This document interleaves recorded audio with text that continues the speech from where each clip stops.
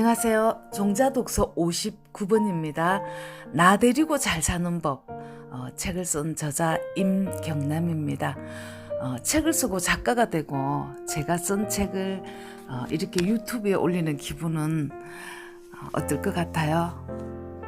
좀 찡하네요. 독서를 하면서 제가 가장 관심을 갖게 된 분야가 뇌과학이라고 말씀을 드렸는데요. 신이 인간을 설계할 때 가장 큰 기쁨을 누리게 만든 게 돈도 아니고 명예도 아니고 그 무엇도 아니고 성장하는 기쁨이다 라고 했어요. 제가 책을 쓴 게 아마 그거였습니다. 성장하는 기쁨. 어쨌든 책은 출간됐고 이제는 나를 떠난 책이 SNS나 블로그를 통해서 멀리 퍼져나갔으면 참 좋겠습니다. 나 데리고 잘 사는 법. 이 책 너무너무 좋더라. 이렇게 소문내주는 입 가벼운 사람이 절실히 필요한 때입니다. 40대였던 저는 나름 열심히는 살았지만 늘 뭔가 채워지지 않는 헛헛함을 어떻게 달래야 할지 몰랐습니다. 그럴 때마다 책을 읽었는데 에너지가 채워준다는 느낌이 너무 좋았더랬습니다. 그래서 40대는 노는 거 마저 놀고 50부터는 본격적으로 책을 읽어야지 라고 계획을 잡았었는데 50이 됐을 때 엄마 노환이 시작됐습니다. 3년 동안 투병 생활을 하시던 엄마는 돌아가셨는데 그렇지만 책 읽기는 좀처럼 실행이 되지 않았습니다. 뭐 책 안 읽는다고 누가 뭐라 할 것도 아니고 검사할 것도 아니고 뭐 책을 한두 권 읽는다고 해서 당장 눈에 보이는 게 달라지지도 않으니까 그랬던 것 같습니다. 그렇게 미루다가 더는 미룰 수 없다고 생각했을 때 저희 책 읽기는 본격적으로 시작이 됐습니다. 이 책은 50은 두 번째 서른인데 꿈이 없는 서른은 서른이 아니다. 그렇다면 저는 어떻게 꿈의 단서를 발견하고 하루하루를 쌓아갔는지 가장 어려운 거 어떻게 동기부여를 꾸준히 할 수 있었는지 슬럼프는 어떻게 극복을 하고 에너지는 어떻게 만들었는지 어떻게 사소한 일상을 바꿔 다른 삶을 살 수 있었는지에 대한 저의 실행 노하우가 들어있습니다. 이 책을 한마디로 요약하면 나 사용 설명서입니다. 나를 알아야지만 나 사용 설명서를 잘 알 수 있고 그래야지 나 데리고 사는 일이 쉬워집니다.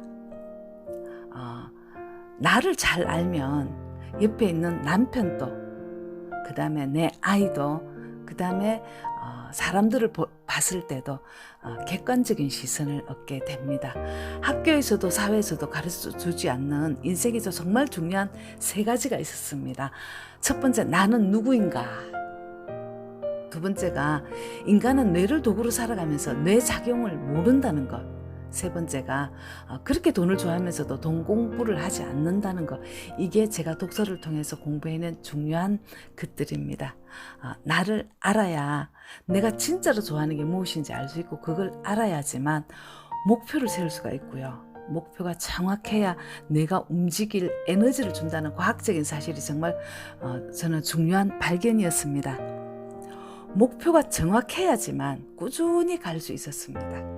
세상에는 공짜가 없어서 나를 아는 것도 의식적으로 시간과 에너지를 투자해서 공부를 해야 만날 수 있는 일이었습니다. 물론 죽을 때까지 제 무의식은 다 알아차릴 수 없는 일이지만은요. 50의 성공은 남들이 알아주는 큰 성공이 아니라 그저 하루하루 내가 나 자신을 신뢰하고 사랑하는 일, 나 자신과 약속한 투두리스트 저는 4가지였습니다. 그거 4가지를 하루하루 충실히 이행해가면서 느끼는 뿌듯함, 남들의 눈이 아니라 철저하게 나에게로 돌아와서 내가 느끼는 성장이었습니다.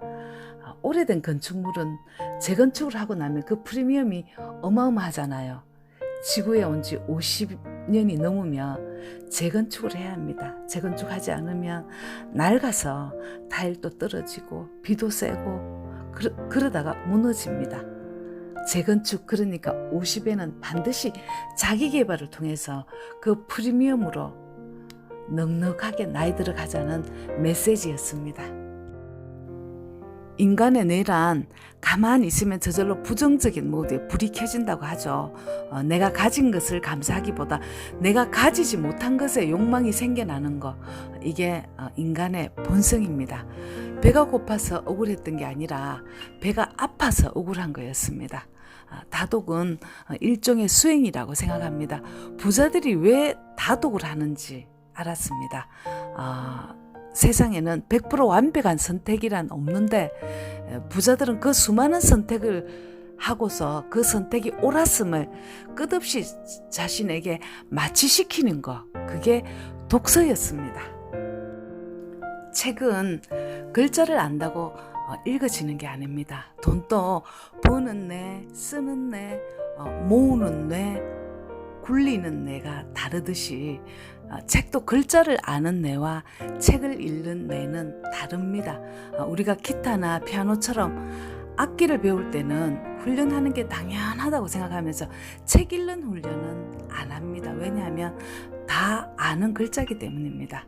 책 읽기도 철저하게 기능입니다. 기능은 훈련이 뒷받침되어야지만 잘할 수가 있습니다. 사실 책이 주는 메시지는 인문학이든 자기계발서든 다 비슷합니다. 긍정하라, 감사하라, 꾸준히 하라, 실행하라. 다 옳은 말이기는 하지만 이 옳은 말 실행하기란 쉽지가 않는데요. 다독을 하다 보면 뇌가 천천히 바뀐다는 것을 제가 실제로 경험했습니다. 다독은 생각을 바꾸는 일이고 신념을 바꾸는 일이었습니다. 단지 알기 위해서는 이렇게 지난하게 시간을 투자해서 책을 읽지는 않습니다. 알고 싶으면 검색하면 금방 다 나옵니다.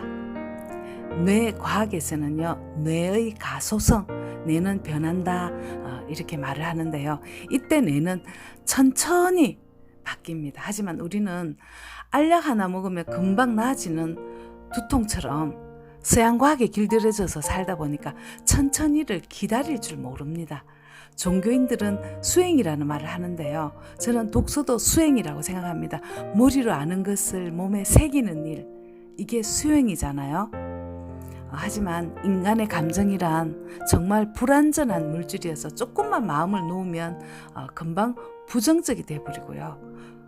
금방 감사하는 마음이 달아나 버리고 금방 원래 상태로 돌아가 버립니다. 그래도 꾸준히 하게 되면 뇌가 바뀌게 됩니다. 저는 이 부분을 보면서 그래서 삶이 쉽지 않은 거구나 라고 깨달았습니다. 다른 사람 책을 읽을 때는 밑줄 그을 게 많았는데요.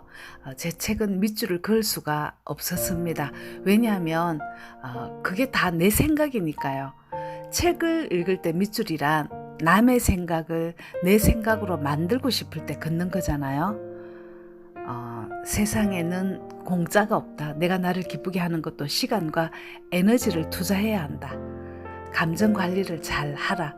슬럼프가 왔다는 것은 때가 되면 곧 간다는 의미다. 인생은 빅 이벤트가 아니라 사소한 즐거움의 발견이다. 인생에 있어서 특별함이란 돈도 아니고 많이 배운 것도 아니다. 나 사용 설명서를 잘 알아서 가진 것을 감사할 줄 아는 마음이다.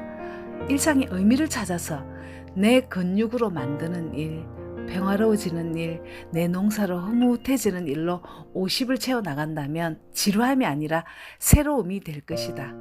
아무것도 하지 않으면 아무 일도 일어나지 않는다. 운도 뭔가 실행한 에너지 위에 생겨나는 법이다. 금융상품에도 고수익 저위험 상품은 없고 고수익을 얻으려면 고위험이 따른다. 인생도 마찬가지다.